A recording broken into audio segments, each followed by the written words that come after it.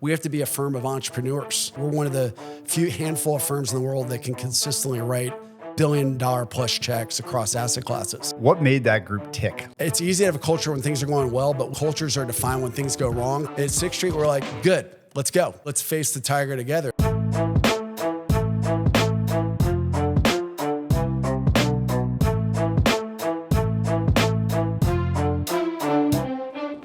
right, I don't know where to begin. Sixth Street is so incredibly interesting in that it can do anything. It can go anywhere. It's extremely opportunistic, extremely flexible, open mandate. We'll talk a lot about the history and the different kinds of investing that you've done.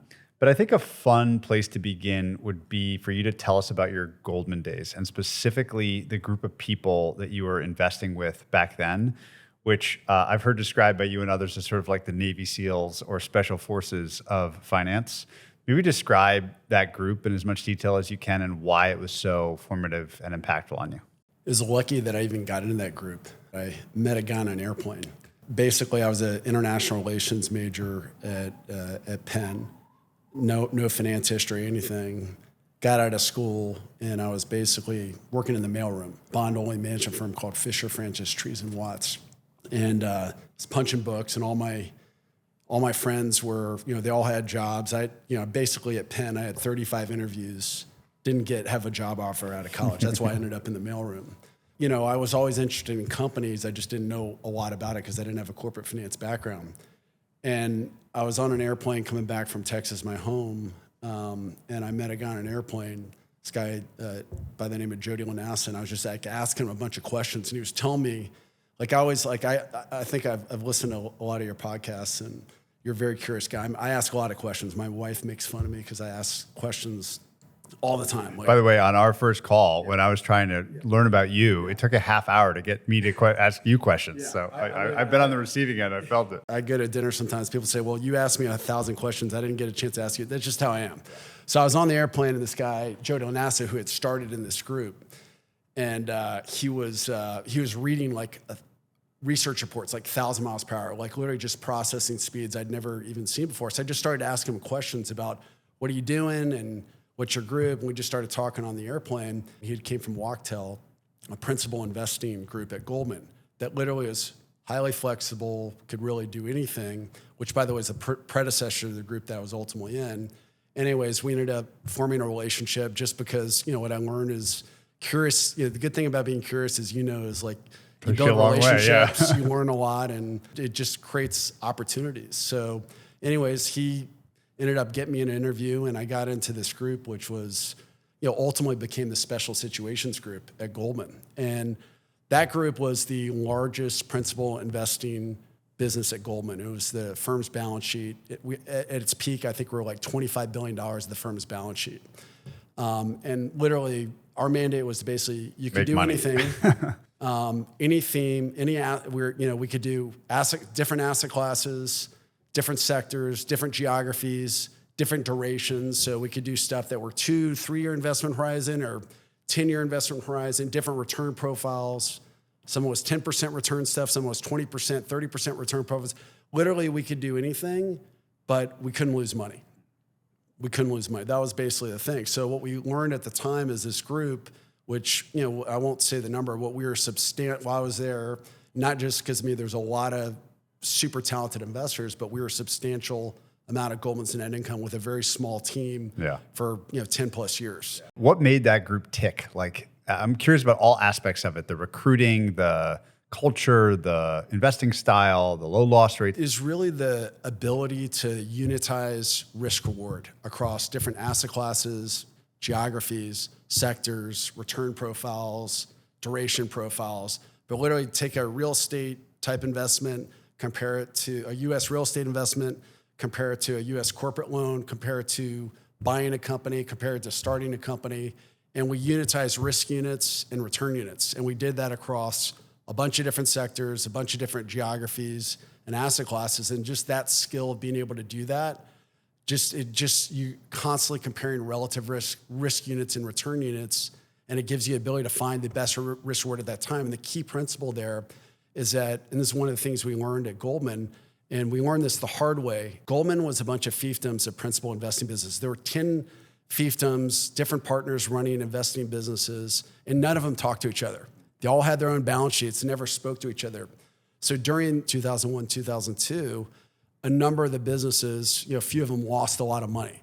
Like, for example, we had in the US, like the business I was in, which is a US corporate investing business, was pretty negative on fiber builds. If you remember, like Exo Communications or Williams, remember all the fiber, which was overbuild, all that. There was another group at Goldman who were great investors, but they were all in on fiber. And even though we were literally one floor apart, one group lost a bunch of money and we were we didn't lose money.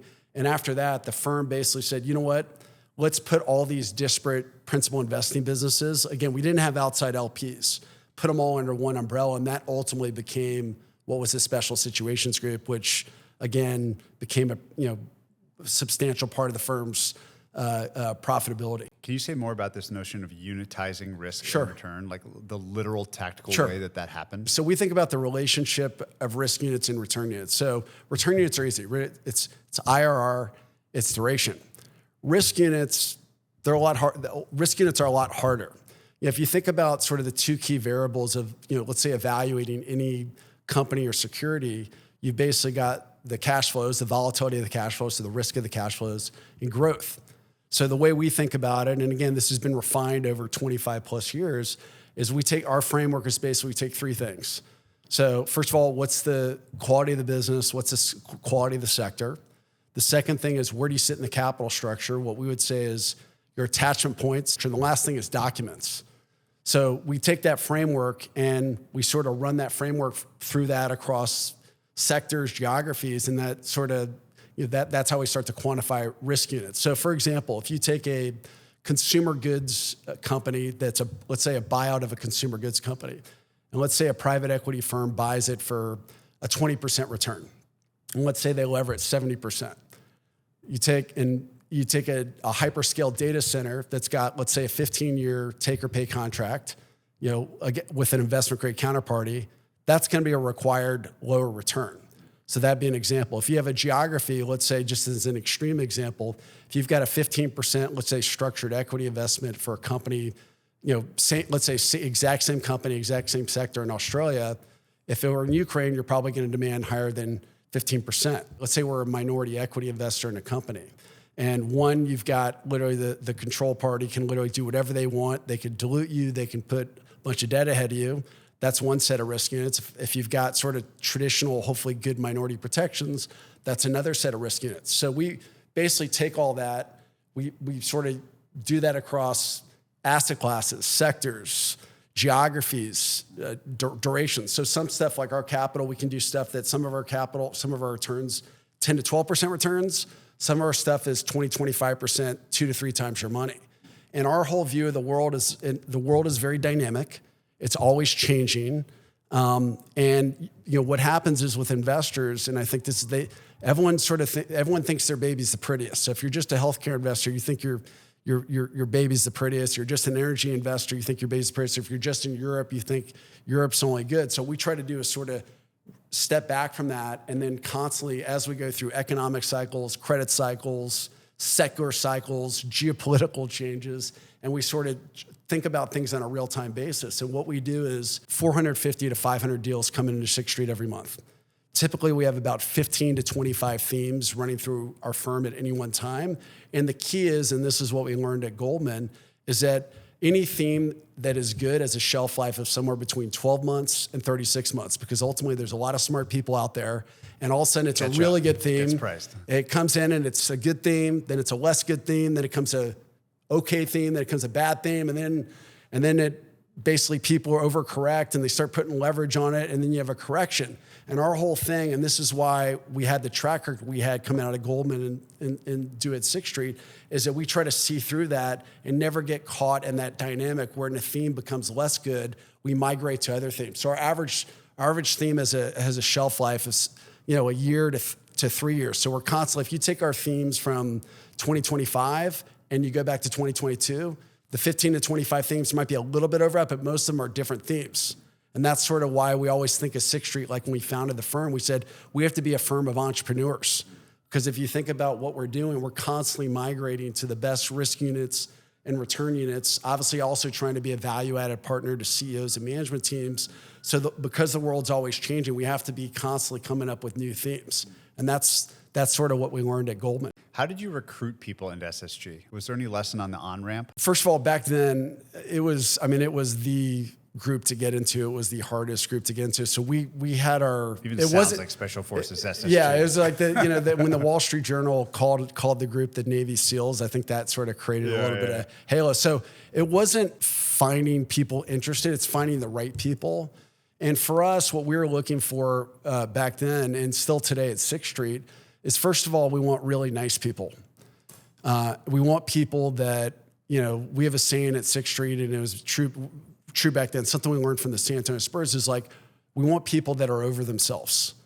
Because if you think about a multi-strategy investing business, the enemy of a multi-strategy investing business is fiefdoms and silos.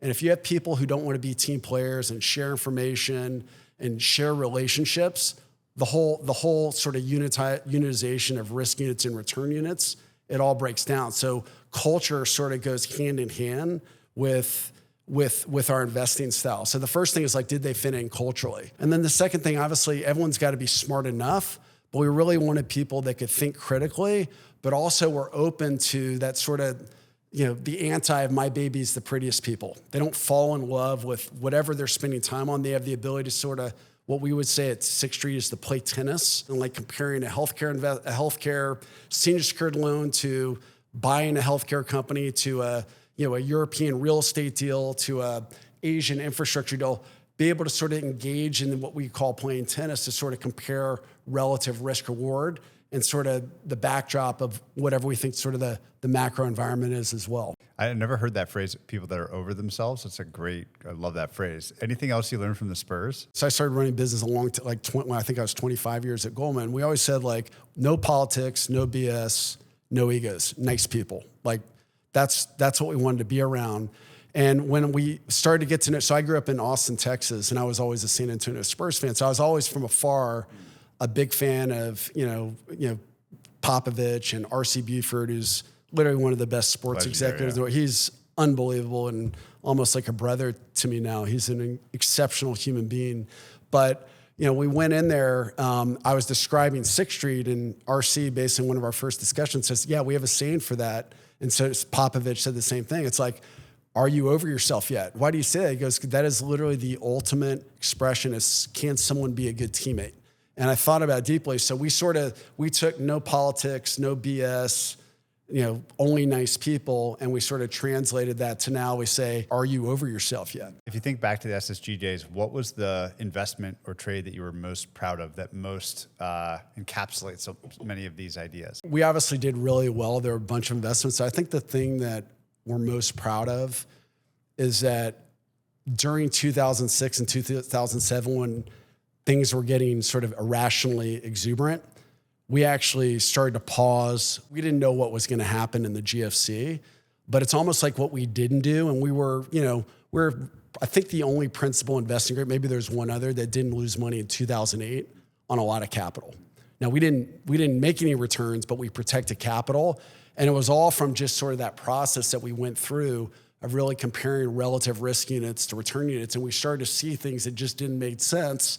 We still invested, but we're investing in, different things that we thought would be very protective because we didn't know when the party was going to end, but it just was getting out of whack. And that, I'd say it's really what we didn't do leading up to GSC is probably what I'm most proud of. And quite frankly, I think had that not happened, I don't think we could have, when we started Sixth Street, raised the first fund we did had we not protected capital in 2008, because so many people in seats like mine, blew themselves up during the GFC. Back then, did you think of yourselves as like financiers, like doing a primary job for the person or group receiving the capital, or did it feel more like arbitrageurs or something like that? We love investing, and it was really about just being like trying to create solutions. Because our capital is so flexible, we could go sit down with any CEO or any management team. One of our core skill sets is asking questions. So we'd just be asking questions. And what we say that the prototype deal at Sixth Street, but also back then, is we can get on a whiteboard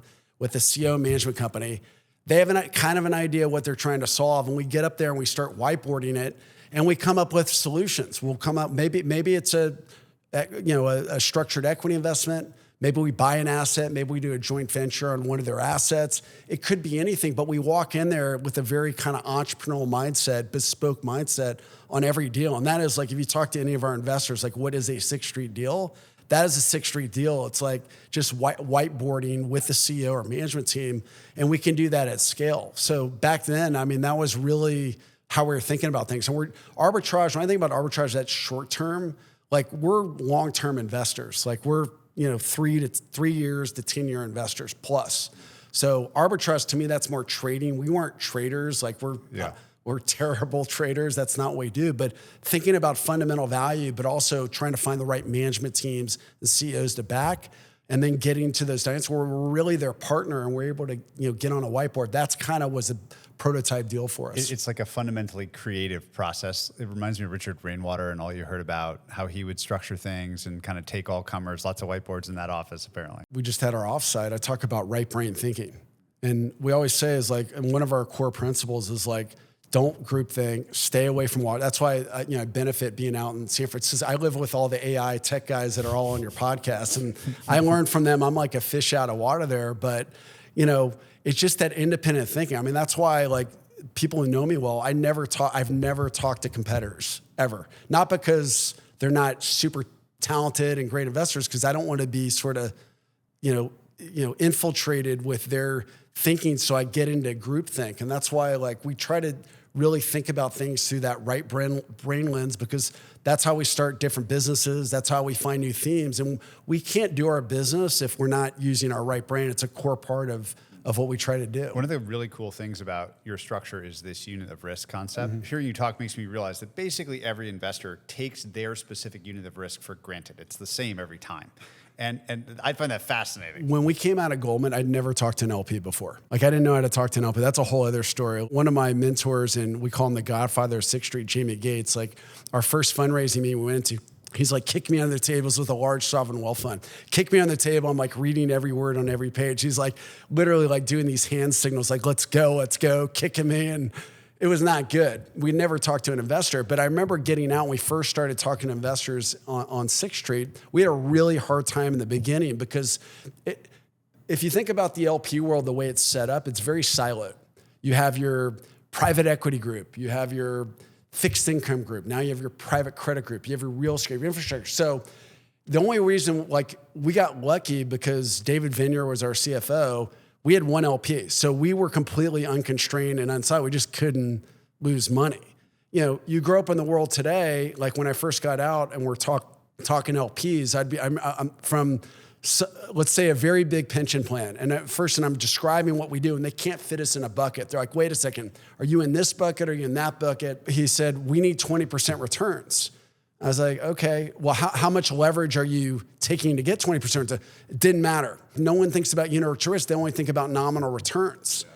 And that's why we've always talked about from the beginning. And I think many LPs have gotten a lot smarter on return units and risk units. But nominal returns, they're just underlying risk because there's so much leverage out there. People can make returns whatever they want through leverage. So, but it's not capturing units of risk. And at some point, I think the AI is going to figure out how to quantify units of risk for private capital. That'll happen someday. That has not happened. People still think about just nominal returns versus just the skill of investing. Yeah, so where I was going with it was typically it's on a line of question, like walk us through your thinking about risk. Like maybe they'll think about loss ratios, basics, some basic stuff, but not multi-dimensional thinking around risk in a given asset class. And so I'm curious, because that's all you've ever really done as an investor, for you to teach us some of the surprising things about what you've learned assessing risk versus everyone spends so much time assessing return. What could this be? What could the return be?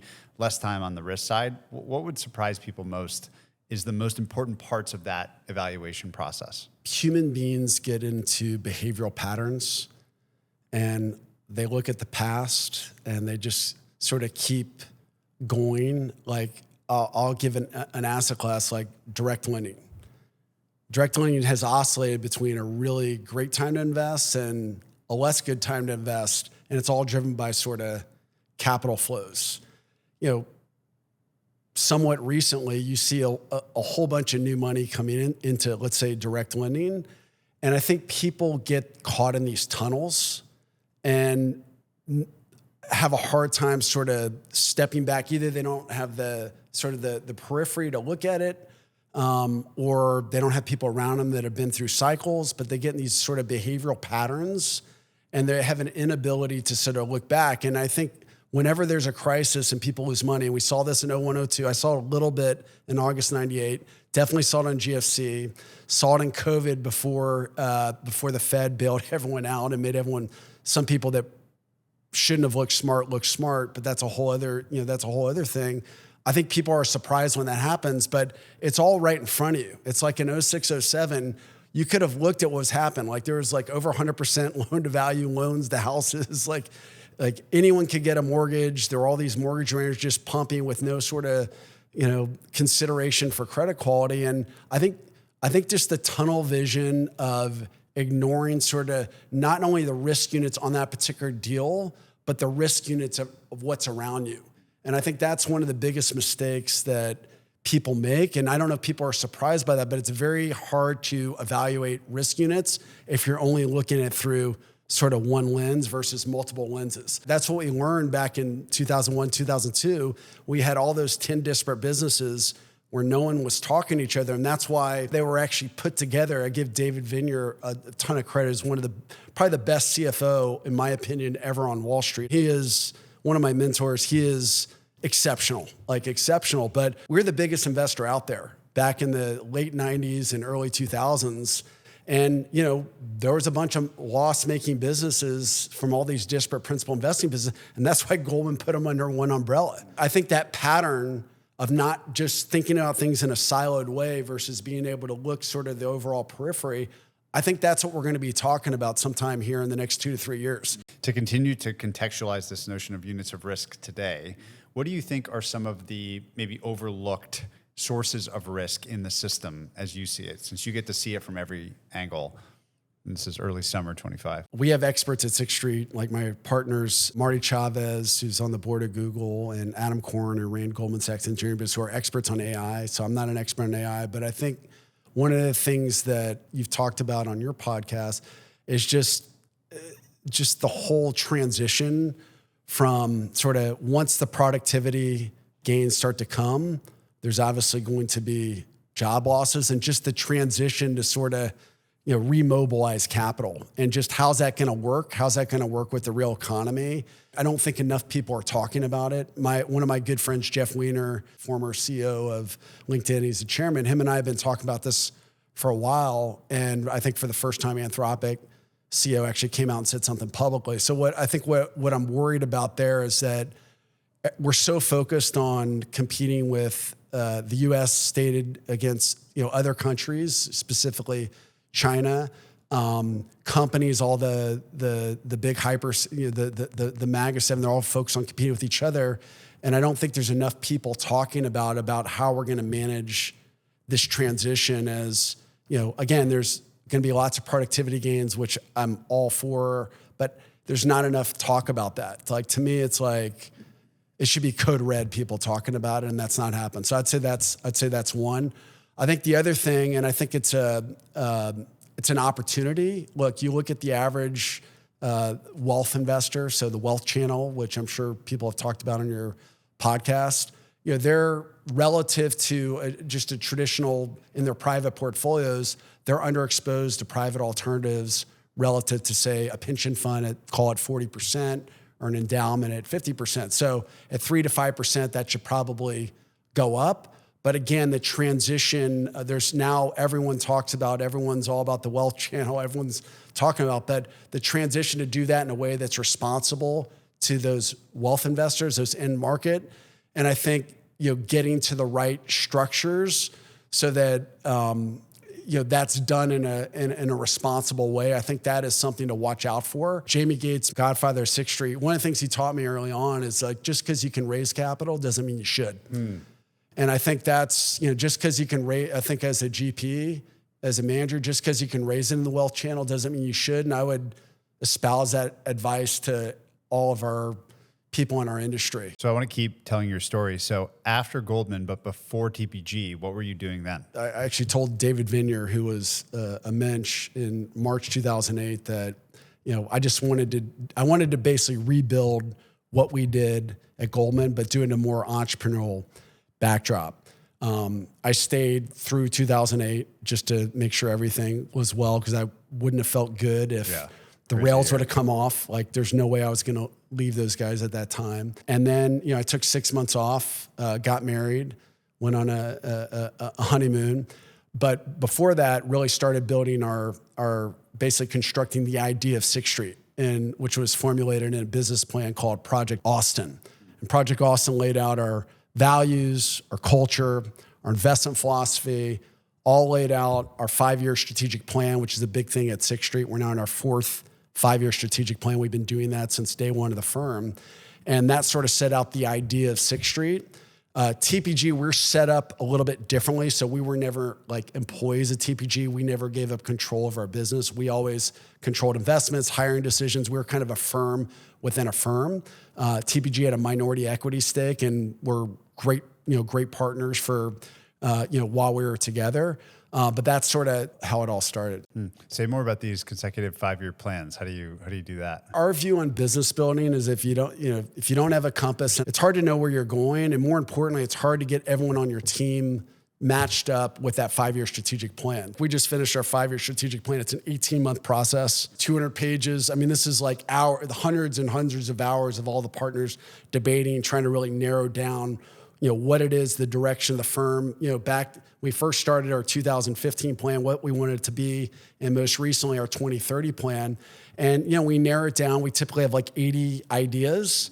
We narrow it down to sort of 40, really what we call subplanks, and those are organized under sort of 5 strategic planks. And we'd actually just present it to our entire firm. But what we try to do, and this is something we learned at Goldman, is we basically take that 5-year strategic plan, we break it up into 1-year increments, and then we have every person at the firm do their own personal business plans. And what we always say, and this is from day one, is that we want the summation of all those personal business plans to equal the 5-year strategic plan. So we're matching every single person in the firm with the clear mission of what we're trying to do, and what we'd say in our parlance, climbing up the mountain together. And that's just been a process, and it's something that we take very seriously, evidenced by we spend 18 months and hours of debating it and thinking about what we want to be and how we want to go about it. But it's something we've been doing, and it's our North Star, it's our compass, it's everything. And it's an important part of the process in the business building of Sixth Street. Can you talk us through the opening chapter, like chapter 0 or the prologue in chapter 1 back in 2009 or so? Sure. And what was going on? What the biggest challenges were? I'm always interested in how these firms get started. And what challenges they have to overcome, because often those are like the formative periods that then last a long time. We're a values-driven firm. So our values are, number one, what we call our one life principle. You have one life. Do you want to be average or great? Everyone wants to be great. So that's the first thing. But what that's really for is like, we want people that are all in. Like, it's a competitive world out there. Like, we want people that are all in. The second thing, and this goes back to, one of the things we're talking about, is we want curious people that are constantly learning, that actually are constantly trying to grow. If you think about the idea of having to develop new themes every year and new ideas, like, we need entrepreneurial people. And then the third thing is a one-team culture. So people that are over themselves, no politics, no egos, no BS, just so we can all talk to each other. So those are the values. We always said we wanted to be the largest startup in the industry. Like, that's literally day one. We want people that can play tennis so they can debate, not the my baby's the prettiest type people. And then the last one, we want people, and this is on culture, something my dad taught me about facing the tiger. My dad's a crazy person. He's like a black belt, yells at the TV. He's probably listening to this, but he's a pretty tough guy. But he always taught me growing up, like, you got to learn how to face the tiger. And this whole idea of like, and by the way, when you go to Sixth Street's offices, literally you get off the elevator, there's like a big tiger just staring at you. And there's 3 elevators, and no matter what elevator you get off, it's like staring at staring at you. Is it a sculpture? It's huge. It's like 5 feet. You'll come to our offices one day. It's easy to have a culture when things are going well, but the cultures are defined when things go wrong. So it's like when something goes wrong or there's a challenge, you go through different things. Like, Most people are like pointing their fingers at other people, or it's not my fault, or they're running away. At Sixth Street, we're like, good, let's go. And we say, let's face the tiger together. Look, the first thing is like defining values and culture in our investment philosophy, which we spoke about. But then for us, like, what's our genetic code? We want to be an investor first firm. We love investing. We love this idea, this process we go through. We love meeting CEOs and management teams. And, particularly today, where it was starting to happen back then, like there's a little bit of asset aggregation. Now it's a completely different thing. Our ethos and what we want to be, like, we're investors. Like, if you talk to our partners, the day we become not an investor first firm, we're not here. That's literally number one, is like everything, every review process, every person we hire, it's sort of designed around, we want people that love to be investors.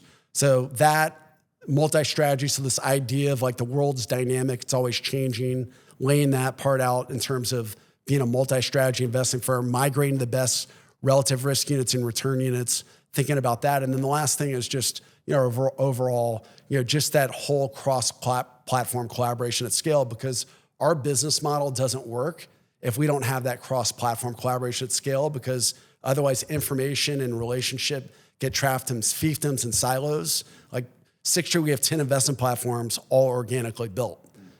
All the people, the business leaders at each of our investment platforms, they all talk to each other all the time.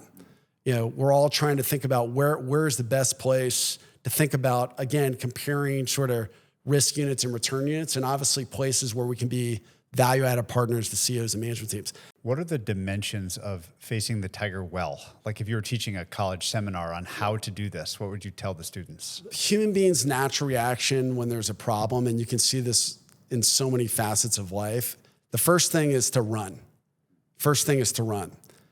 Particularly in our industry, the second thing is to like point. I saw this happen in other groups at Goldman. I've seen this happen in different companies, and I've have friends that have told me stories, is like, all of a sudden there's a problem or there's a bad investment, and all of a sudden everyone starts to try to distance themselves from that, maybe point the finger at someone so it's not them. Or some people get, they freeze. They start to get hyperactive and they start to make rash decisions. For us, it's good. Let's go. Let's go. We're going to do it together. There's one of our worst investments of all time. It was a plastic bottle company. And I'll never forget, it was the only time at Sixth Street, knock on wood, we got defrauded. We made a structured equity investment in a company, I won't say which one, but a European company. And I'll never forget, we were in the room in New York. We were in like one of these rooms with like 30 people. There was a bunch of different investors, a big company. We figured out that they had like defrauded us, and not only us, other investors. And I'll never forget, we went to PJ Clark's in New York. Is that the hamburger place? Yeah. And there were like 5 of us there, and we went over there, all from different groups, because we all we didn't know there was like a real problem. We knew things were not going as well. And we basically went to PJ Clark's and we're like, holy shit, what is going on here? And we're like, okay, let's go. Stephen Plush, you're going to do this. Sam Ditter, you're going to do this. I'll do this. Borna, you're going to do this. And we just started doing, we called in some other people. We literally had a team of like 12 people, all different parts of the firm, like just doing everything we could. And the reality is, we ended up getting 50 cents on the dollar.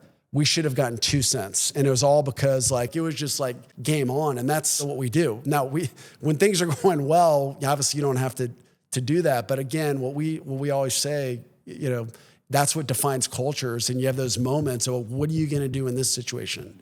Are you going to do the right thing? Are you going to come together? Are you going to point your finger at someone else? Like, what are you going to do? And our whole thing is like, let's face the tiger together. And that's what we do. I would love to tell the stories of the Spotify and Airbnb investments that you made, because people know those names. So it's, very relatable, but also I think are good examples in the mid 2010s. Sure. Of a little bit later with Airbnb of how you do business. So maybe start with the Spotify one and just like tell that story. So first of all, we love Spotify as a theme. There's a lot of, we love live music. I grew up in Austin, Texas. It's hard not to like live music when you grow up in Austin, Texas, but great product, great unit economics. But if you remember in 2016, there was starting to be a lot of commentary about threats from Amazon, Apple, and there was a cloud over the company at that time. A lot of people don't remember that. So there's a little bit of volatility in the markets, but more importantly, people were worried about the competitive threats. And look, when this came in as an opportunity, obviously we had a number of themes like, technology businesses or software businesses that we thought had really good unit economics. This was like one of the tops of the list. So that was at a time when they were still going through, they weren't producing cash flow. So they're still, still creating cash flow losses. And, they needed some liquidity. So our investor group stepped in. We gave them $1 billion financing, a convertible instrument. Obviously spent time with Daniel. It takes 1 second to figure out that guy is generational. The rest of the team that Daniel had put around him was great. Barry McCarthy at the time was the CFO, really smart guy. And then everyone we met on the management team, again, going back to what we talked about, Sixth Street, mission aligned, they had values, they had a culture. Like it was very clear everyone was on the same page. And by the way, it's sometimes in companies, like you go in and you talk to the CFO and what's the vision? And that's different than the CEO, different than the head of revenue. And for them, it was just very clear that they were just dialed in. They obviously had first mover advantage. And at the time, obviously it ended up being a great investment for us, but it was a little bit contrarian when we made the investment. Maybe say a little bit more about the security itself. I'm just so curious how because you can operate in any part of the capital structure or whatever, like you said. I'm always curious, like the actual way you did it. So on that one, what they were trying to solve is at the time, they didn't want to raise common equity because of the competitive threat from Amazon and Apple, or perceived, I should say. Didn't turn out to be that way. Didn't turn out to be perceived. Because of the market volatility, they didn't want to sell equity because it was going to be at a lower equity than the last round. So they were looking for more of like a whiteboard solution. And that's literally Barry McCarthy, whiteboard, what are we doing? He had certain principles, and we just tried to solve around those principles. And that came up with, it was a convertible debt instrument. It had a cap. I think the cap was at $25 billion. It had a current yield component. And then obviously the whole idea was to bridge them to get public. So it was like a pre-IPO security to bridge them through that. And ultimately, it was successful and went way through the cap, which created a win solution for them because they got to their IPO, which they were very focused on doing for a whole bunch of reasons. And for us, it worked out, but it was almost like an engineering and whiteboarding. And again, a lot of times the ideas we're giving them, hey, here's the holy grail idea. It's from just talking, playing tennis, asking questions and listening. And that's literally what we do. That's what we train our team to do, is how to ask questions, how to listen. That's literally the process that we went through with the other investors. Before we get to the Airbnb story, can you talk about TAO and the unique nature of this like massive pool of capital that you've created that can do whatever it wants? Because I'm always fond of this idea that what you end up getting from an investor reflects their capital base. Who it is, the duration, the terms, like they then ship their capital base in the form of investments. And so I think understanding TAO and the overall structure is important. When we were doing Project Austin, which is our original business plan, we literally studied every GP. Like we had case studies on every single GP, what they did right, what they did wrong. And we also spent a lot of time on figuring out, and I won't name them, some of the GPs that were big brand names and then just kind of faltered away. What we sort of concluded, and this is a pretty obvious thing now, but is that where people get into trouble is they raise larger and larger funds in a strategy that maybe it's the right time to raise a larger fund, but maybe it's not. What's the opportunity set? So they kept raising larger and larger funds, and we didn't want to have that pressure. So the way and this is getting to TAO, we want to design our architecture at Sixth Street, which is different than any GP out there, at least the ones that I know, as an investor-first architecture. And what we did is, although we have 10 investment platforms at Sixth Street, each one of the platforms, so think about our growth business. If we didn't have TAO, we'd probably raise an $8 billion fund because we want to be able to do the larger deals. But because we have TAO, we want to keep the fund sizes to the level of the opportunity. But we also want to be able to do the largest deals in the market. I mean, we want to be able to do the $1 billion, $2 billion. We're one of the handful of firms in the world that can consistently write $1 billion plus checks across asset classes. But architecturally, we keep our investment platforms funds at modest sizes, so match to whatever the opportunity is over whatever the investment horizon of that fund. And then we have this vehicle called TAO on top, which is effectively, in our words, was like the synthetic, when we first raised it, the synthetic Goldman Sachs balance sheet, which could do anything. Obviously with the same principles that we've had for the last 25 years, when we started, 25 plus years, we started investing at Goldman. But that gives us the ability in a growth deal, let's say a Spotify, let's say the next Spotify deal comes, and let's say it's a $2 billion deal.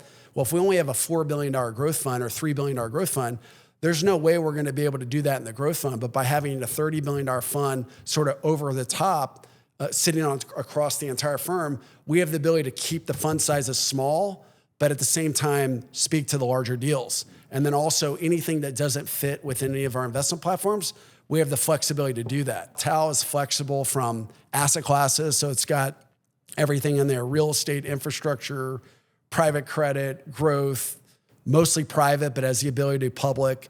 It can go anywhere on the duration spectrum. So it could do, a 2 to 3 year investment, but we have investments in there like with Real Madrid. We have a strategic partnership with Real Madrid and also a strategic partnership with FC Barcelona. We're probably the only people in the world that actually are partners with Real Madrid and FC Barcelona because they trust us, but we're, those extend further than 10 years. So we have maximum flexibility or unconstrained because, again, that's what we learned at Goldman. The world is dynamic.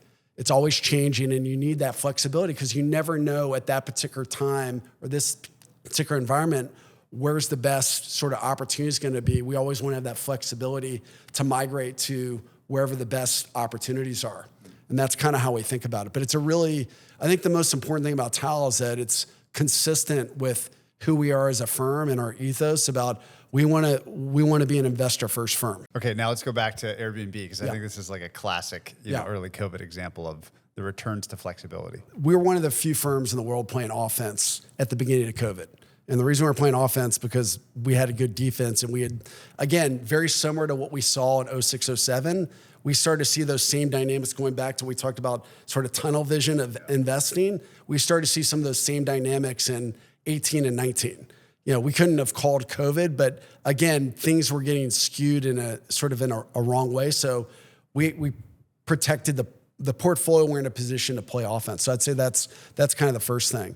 The second thing is right when COVID hit, we went around and said, like, what are the best business models in the world that are most impacted by COVID? And we did literally, this is like, think about 60 people across 6th Street, working weekends, all day, every day, trying to figure out like what are our themes, our 15 to 25 themes before COVID.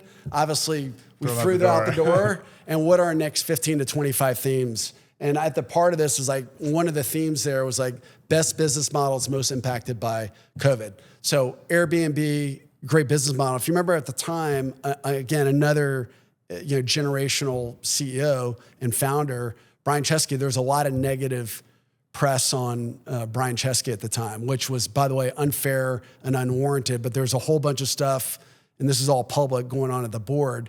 And that didn't deter us. So we literally started calling into the board, people we knew on the board, calling in the bankers, like just trying to get any way, because we didn't have a pre-existing relationship with Brian, but we knew people that were around him. And, ultimately came in, and that was an interesting time because the thing that Brian did that was really smart, he did a lot of things that were smart, the way he operated through that. And the first time we met him we were on like a Zoom call with like 30 squares or 25, I don't know. He must have he had a lot of advisors. And despite all that, his values, the mission, the principles were all the same.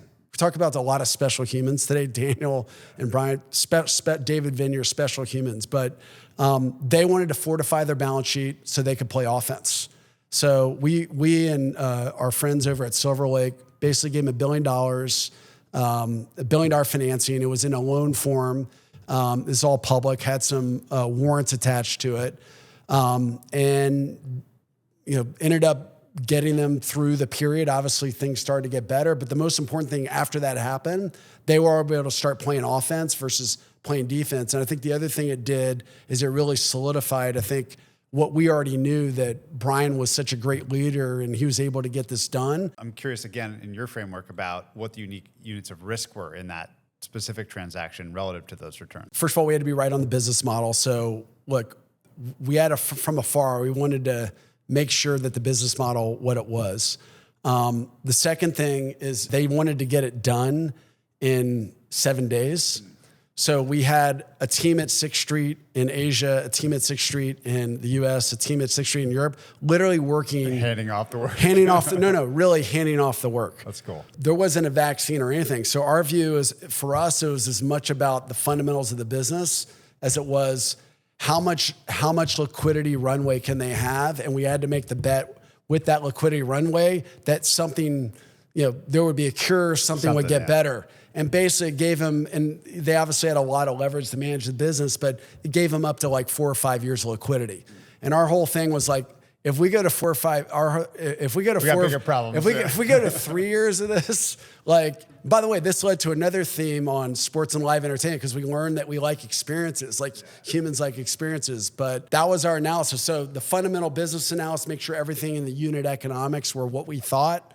Obviously, the team, making sure that the management team and the CEO were what we thought. But the other thing, it was really a liquidity analysis, and then making that sort of, not in the spreadsheet judgment, which sometimes you have to do. That was as much of a risk unit as anything, is like the liquidity analysis to make sure that, how much runway do they have. Do you try typically to boil things down to a simple bet like that so that you understand it in simple terms and you're not like creating too much complexity where it doesn't?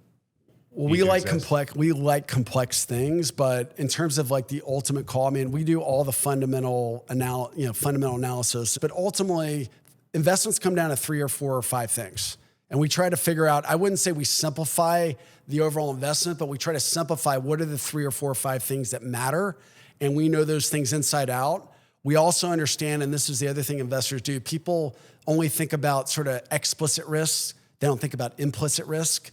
So we always try to put that lens on it. What are the implicit risks that we're assuming away? One of them in the case of Airbnb was like, we're assuming away that there will be a cure. We can't all be locked in our houses forever. We were willing to take that risk, but we had to think about that because that was part of the investment. But ultimately, it comes down to 3 or 4 or 5 things. So I'd say yes, simplify things, but it's really always comes down to those 3 to 5 things. When you think about what success means for the whole firm from a return and risk standpoint, how do you think about it? Like, is the ultimate comparable for units of risk and return like the S&P 500 or something? Like, what is there an explicit goal of like, we exist to beat this thing or provide our investors with something more than this? Look, our investors have expectations, but ultimately we're an absolute return investor. But sometime, if you just take an extreme example, let's say that every single asset class is flooded with liquidity. Maybe that's not the right time to invest. And sometimes the best thing you can do as an investor is not invest. But in terms of like returns, it really depends on the level of risk units. Sometimes like in 2017, we saw 20%, 15 to 20% deals, but the risk was too far out on the risk spectrum. So we said, listen, we're going to accept that's too much risk for, even though that return is there. And some people kept doing that. And by the way, some of it worked out well until COVID. But we try to literally think about, again, the environment that we're in and what things are giving us. And obviously, also our investors have, a set of criteria for each fund that we try to meet that expectation as well. I'm very intrigued by the fact that some of the great go anywhere investors gravitate towards sports at some point. Talk about the Real Madrid, FC Barcelona transactions, what you're doing, why you're involved in what you like about that space. And this is a theme coming off of COVID, live experience, sports and live experiences. So 2020, we obviously know what happened, but a lot of the investments in sport teams, you weren't actually able to do as an institution. So once COVID happened and all these big franchises, their revenues went to zero. Like people weren't going to games. They still had some of their media deals, but it went to zero. So for the first time ever, they started to reach out to institutional partners. Our whole thesis in sports is the biggest global brands in the world. And our whole thesis in sports, and we can talk about live entertainment, is that these are historically local brands. And because of technology, because you can be on your phone and you can actually watch anywhere in the world. You can be a Dallas Cowboy fan in Australia and watch, or Real Madrid fan in China and watch. That whole local to global, That was our thesis. So we literally just started through our relationships calling on the top global sports franchises in the world. Now we've got San Francisco Giants. We're partnering with the Dallas Cowboys and New York Yankees. The biggest brands in the world, FC Barcelona and Real Madrid, we started calling them, building relationships. I mean, the deal with Real Madrid was they wanted to do business with us, and we wanted to do business with them. And it was literally, again, a whiteboarding exercise. That structure we did with Real Madrid, where we basically formed a joint venture with them or partner with them on their stadium renovation, which is the Bernabeu. Yeah. So that was the use of funds. That was the use of funds, but we formed like a company that sort of owned the stadium assets. But that was all, again, a whiteboarding exercise. When they came to us, they had an idea, we had an idea, and it was literally multiple whiteboard sessions to come up with that structure. And now that structure, a number of people have tried to deploy that structure elsewhere. FC Barcelona, again, because of COVID, it impacted their financials. They needed to do something. Joan Laporta, again, Joan Laporta, incredible human as well, by the way, as well as Florentino, two people I've become friends with through the Real Madrid and FC Barcelona process. They were trying to pull levers to basically be able to keep their roster together, because their view was, if we lose our roster, during, like key components of the roster, we won't be able to stay competitive. And you can see how they've done since then. That's sort of how those deals came about. So if you think about like the stadium one as an example, there's this interesting push and pull. Like they know the money they need and for what. They're probably optimizing for, giving up the lease or finding great partners or whatever. And there's some minimum return that you need to get interested. What is that like push and pull process like at the whiteboard? How do you communicate to them like, this is what these are the things that we need to get there? First of all, what are they trying to solve? Yeah. What structures? They didn't want to do debt, so we had to do effectively an equity joint venture with them. So we come up with solutions. We price those solutions. We say, look, here's option A, here's option B, here's option C. They say, we kind of like a combination of option A and option B. We're like, okay, we go back to the drawing board, we come back and we say, here's a hybrid of option A and option B, which is kind of what happened on that deal. What are those levers? Like in those different options, like what are the key levers? For every deal, they're different. There's, if it's an equity deal, obviously price. If it's a hybrid deal where it's a convertible deal, there's a yield component and a strike component. If it's just a private credit deal, it's just a yield component. Sometimes when we're doing joint venture, we're like, what are the value added operations? In that case, where one of our portfolio companies, Legends, is providing service to them that is helping them uplift their premium offering within the stadium. So we underwrote that and put our money where our mouth was on that. So in each deal, the levers are different. And that's the thing. It's a whiteboard because every deal, we've got a toolkit, which we've been using for 25 plus years, but we feel like we can price anything that's not binary, stroke of the pen risk.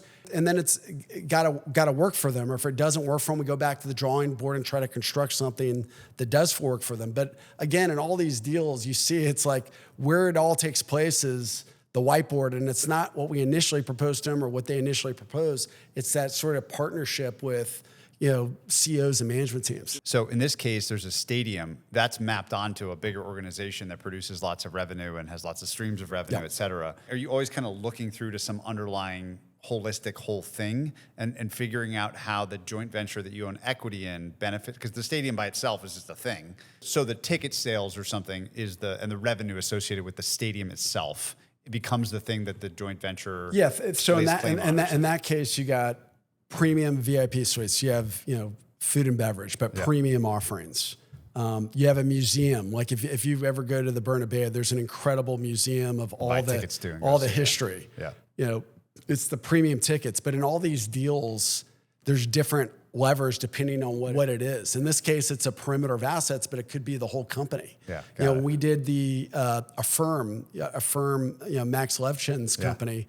We did a $20 billion partnership with them where we formed a joint venture with them so they could originate more assets and have more operating leverage. So that one, again, my partner, Michael Dryden, who runs our asset-based finance business, has known Max a long time, gets on a whiteboard, they start mapping it up. It's not like you can pull it off the shelf. I mean, Yeah, most of our deals, you can't just pull off a shelf. It's right brain. That's why when I say one of our core principles, that independent thinking, stay away from the group think, just think differently. What is the process by which you develop the 15 to 20 themes at any given point in time? At any one time, we have 50 to 60 themes bubbling through Sixth Street. Because remember, we have 10 investment platforms. Sure, They each have a couple. They each have 5. So they're constantly bubbling. And then from that, there's really good themes, but they're not actionable. Yeah.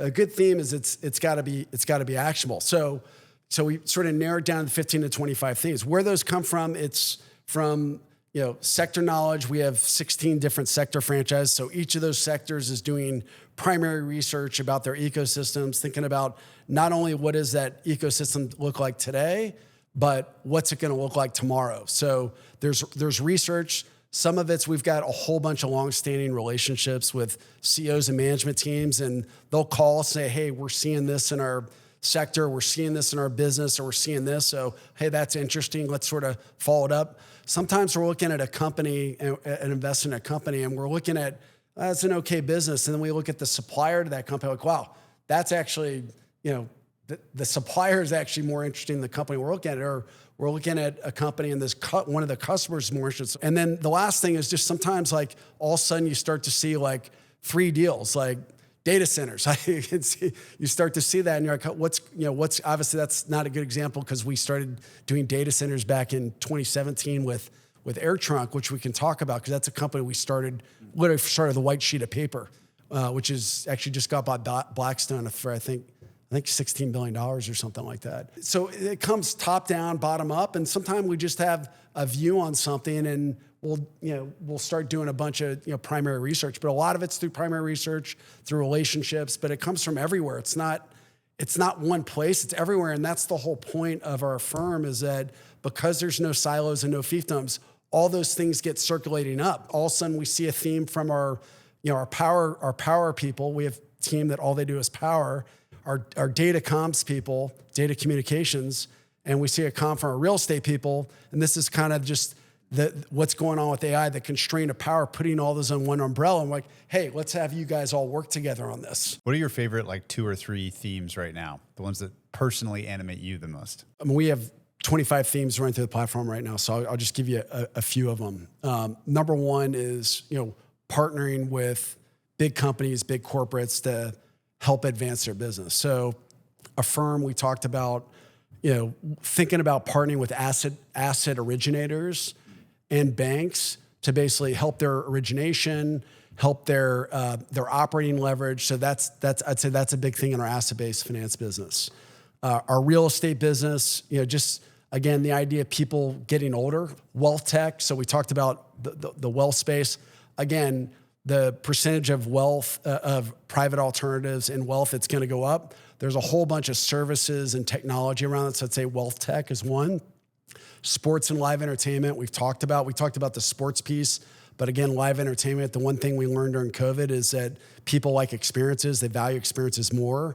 As you know from the younger generations, I know from my kids, they could care less about material things. They just want experiences. So that is a big theme for us, and you'll continue to see us do more than that. But those are the bigger ones. Given how big this has all become, assets, number of people, strategies, investments, how do you spend your own time on individual investments versus on people and on teams? Because obviously you love investing, the investment by investment level detail, but there's way too much for you to keep in your head at any one point in time. So what does your week look like? My partners that run the 10 different investment platforms, they're great investors. They're great investors. They're just being on, when we first started the firm and investment committee, I was very vocal, probably 20, 30% of the conversation, again, maybe even in some cases more than that. And each year that's gone by, people just keep growing. And again, these are great investors. And I just less and less. And to the point now in investment committee, I have views, I have things, but it's very rare where there's some issue or something we're thinking about or some way to create value in a particular company, where through the course of all the conversation investment committee, I can just sit there because everything that I would have said or would have asked has already been asked, in a lot of cases asked better than I would have asked. And I'm on all the investment committees, or on the big investment committee. Some of the smaller deals I don't get involved with. But again, I'm sitting there just watching my partners, just listening. Well, I'm watching I'm watching David Vineyard. It's kind of what David Vineyard used to do. It's like watching a tennis match. And again, not only listening to the partners, but also some of the junior people or mid-level people, because sometimes the best ideas come from them. I'll get involved with one or two deals a year. Like a deal like Airbnb, I was the front person. A deal like Real Madrid with my partner Rich Berlotti, I'll get involved with. So some of the deals, like the bigger deals, I'll step in and get actively involved. But in general, we have a great team, not only with the partners, but the next generation. In terms of running the business, obviously I think a lot about our strategic plan and executing the core strategic priorities. So I try to think about big boulders, and there's 5 big boulders. I'm always generally very related to our strategic plan. I'm maniacally focused on that. I got a lot of excessive amount of energy, as you might be able to tell. What I try to do is first and foremost is keep the culture, because without our culture, we don't have our culture's everything. We don't have our investing business. So if I see something not working the way it is, or some deal doesn't get passed to another group, or some relationship doesn't do that in an unfettered way, like it's so counterculture to hive relationships, or not call people back, or not help people, even though it's a deal not related to your particular sector. I'm trying to make that very counterculture. If I see people not acting, which doesn't happen a lot, like with ego, which doesn't happen, or something that's not a team way, I'll pull them aside and I'll be like, that's not how we do it here. And I'm maniacal about that, because again, it's not just culture and abstract, it's how we actually execute our business model and deliver great outcomes for LPs. And then the last thing I try to do is what I call toggle like a hawk. So I got the right people in the right seats. They bought into the culture. They're good investors. They're good managers and leaders.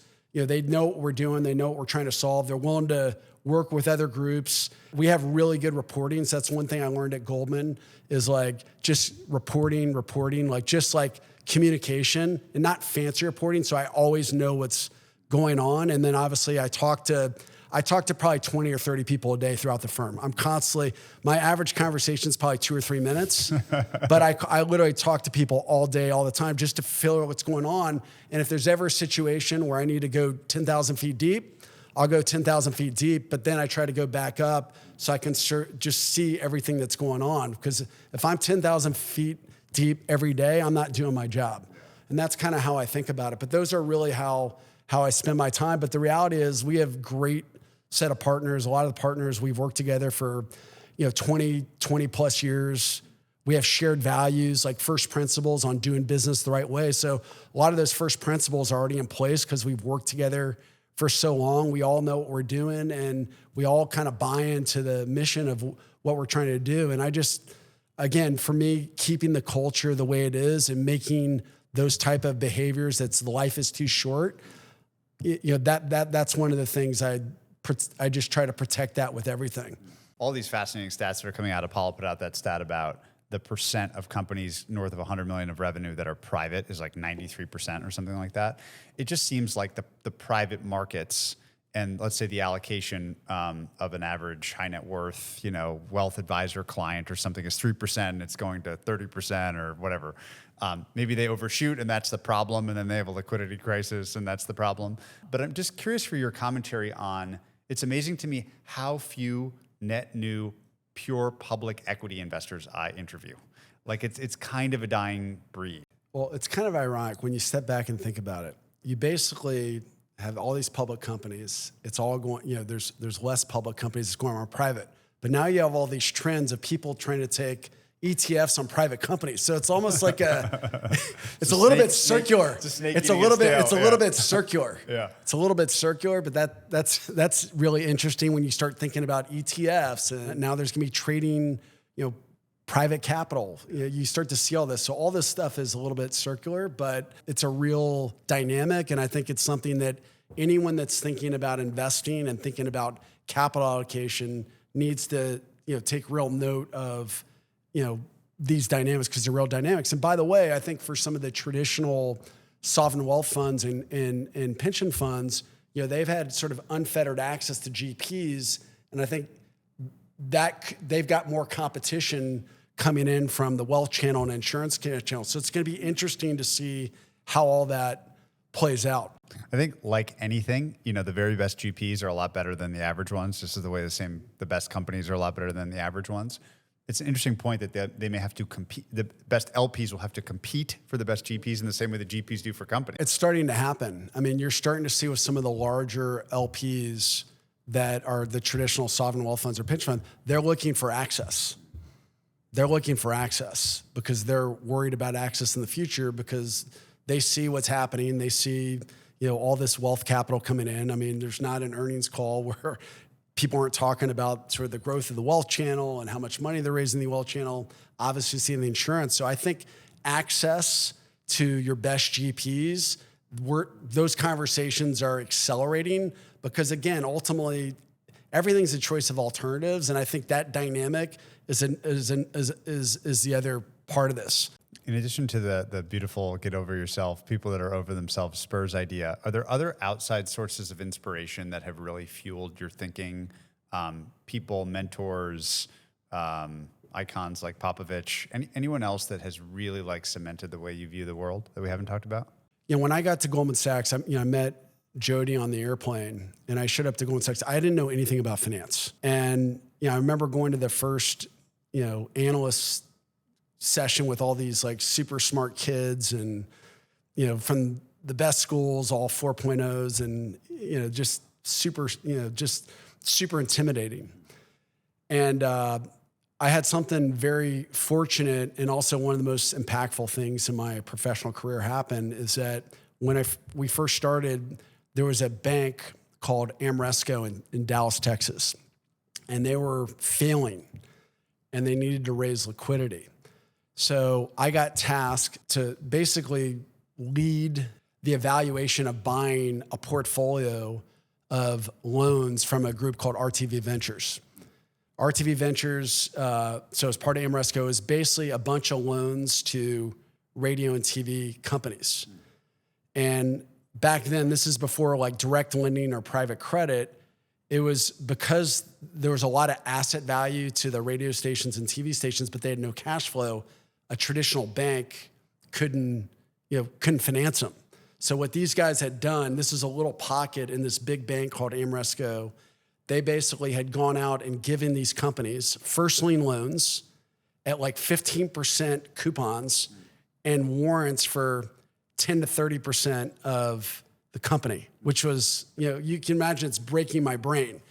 And they called it, stick value, but they would take a radio station, a TV station where the stick value, and these things traded, they were sold all the time of say $200 million, and they would lend the first $50 million. So from their perspective, going back to sort of risk units, they were the first 25% of the value of the company in a first lien loan, which at the time it kind of broke my brain. And the guy who ran that was a guy named Stephen Plus. And Stephen Plus, who's now Sixth Street's chief risk officer, he's about 15 years older than me. We ended up buying the portfolio, and it's about $400 million portfolio. And I was basically in charge of the portfolio. And Stephen's this slow-talking Texas guy who you meet him and you're like, this guy, is he going to get out the sentence or not? But he's one of the smartest guys out there. And the fact I got a job at Goldman Sachs is just pretty lucky. And he basically for a year and really 2 years taught me finance, taught me investing, taught me about risk units, taught me everything, taught me about how to go through documents. And literally I look back to it now. He was 15 years older than me. Here's some kid comes down from, even though I was Texan, I was coming down from a New York firm. Now I still had a little bit of my Southern accent back then, which got beat out of me by all my friends in college. And, and here's this guy literally answering every week, every day, 500, just question after question. I used to have these yellow notepads like this, but they were bigger. And I literally would write down my 10 questions for Stephen Plus for the day, and I'd literally call him and ask him. And literally that whole process of him like teaching me about investing and how to think about risk, how to think about return, and just all that, it literally led to what made my career, the start of my career at Goldman, where I started running businesses when I was like 25 years old.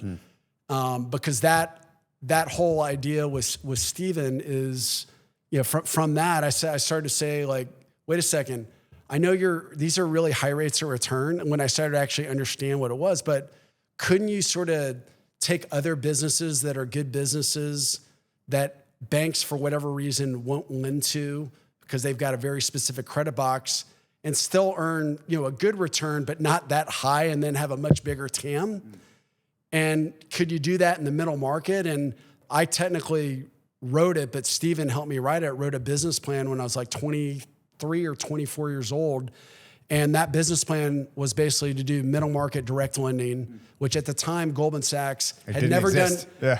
First of all, direct lending didn't exist. It wasn't a word. And Goldman Sachs had never done anything in the middle market. And that's when, by the way, this is when I first met David Vignier. But I just said, look, this could be new clients for Goldman. This could be, again, we could go out instead of earning on that portfolio, they were like 30% returns on first lien. Maybe it's like 10 to 12% or 13 or 8, something less than that. But again, doing something outside of credit box, but on good assets or good businesses. And that business at 24 years old, I went to present to Hank Paulson, Lloyd Blankfein, David Vayner, the executive committee. And that was the first time that Goldman ever got in the middle market, is through that. By the way, that business is now, I think it's over, Julian Salisbury, one of my partners, told me it's over $50 billion now. Wow.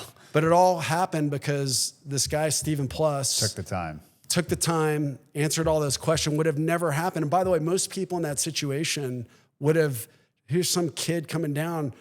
By the way, and that just taught me about developing people. And that taught me the importance of developing, because I saw what happened to me, and that's why we put so much emphasis on developing the younger generation. Age is just a number. It's like, get people that buy into the culture, work hard, that are intellectually curious, ask questions. But that whole thing, and then that really changed everything. But it really taught me a commitment to developing. I mean, some of the, a couple of my partners, Borna Mogbel and Matt Dillard, they were associates when they joined Sixth Street on the first day. And I've been working with them every day since. And I love doing it. It just taught me to do that. And we try to do that across Sixth Street. And by the way, today, whenever there's someone who I think at Sixth Street, and people know they are, that I feel like needs development or could be better at reaching the potential, guess who I have him work with? Stephen Plus. Pretty amazing. It's incredible, but that was one of the most selfless acts, and it changed my life. My friend Ravi Gupta has my favorite framework for this development concept, which is demanding and supportive, is like the orientation he wants to have towards people. How do you think about the framework for developing people and talent? That guy's a smart guy. Yes. That podcast you did with him, I had like 20 people. I thought that was a great one. He's super talented. Look, for me, it starts with caring. You have to authentically care for that person, and you have to authentically care for their development. Like, to me, like, that's 1, 2, 3. And what I always tell, all our leaders all the time is like, first of all, you got to care, and you got to be proactively, as part of your day and part of your week and part of your month, thinking about, how do I develop this person? What are their strengths? What are their weaknesses? How do we do that? And by the way, that's why we have this personal business plan that we make everyone do. But it's not only that we have everyone in the firm do it. Part of the process is not only have them do it, but the other part of the process is having them go to their leaders and really sit down with them to sort of identify that. So for me, it's like being intentional. It's being deliberate, but you got to have a plan, because you can't do it in an abstract. And you got to be very explicit. And the way I think about the personal business plans is every year you have a personal business plan. The format of everyone's personal business plan is the same. The content's different. You have 5 things or 3 things on your list you need to improve. You knock down 70% of them. That's part of your toolkit. You leave the ones that you didn't knock down for the next year. Those go to the next year, and then you add 2 more. You do that for 20 years. You're going to have and you're deliberate about it, and you keep notes like you do on the yellow notepad, and you're intentional about it. those people, by the time they get to 20, they're going to be optimizing their return on time because they've got such a wide toolkit to go through. And by the way, the corollary to that is allows them to spend more quality time with their family and their kids. I think oftentimes people try to skip steps, and the whole purpose of these personal business plans is the intentionality to really knock them off and be deliberate. But it's not just, you're not on an island, you're in partnership with whoever your leader of that particular investment platform is. And that's how we think about it. We literally run that process over and over. And again, we say, look, shoot high. Because if you're doing 100% of your plan of what you're trying to work on, you're probably not aiming high enough, but try to knock down 75% and keep adding to it. And you'll wake up one day and your future self will thank you because you get to spend more time with your kids and go to all their sports games like I do today. Is the retention like crazy high at Sixth Street? We've never lost a partner at Sixth Street. Crazy.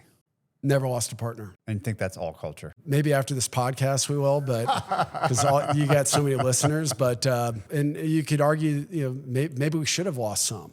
Maybe there's a criticism there, but we just try to make it an environment. There's different forms of compensation. I think sometimes in our industry, everyone thinks about one form of compensation, which is monetary, but we always talk about there's like who you work with compensation.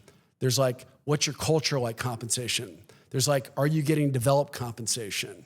There's opportunity. Do you have sort of white space in front of you compensation? We try to take a more holistic view to that, and we coach that. And look, people like to work there, and we don't have assholes. We don't tolerate it. Will that pop up every once in a while where someone gets two people get intense in a district?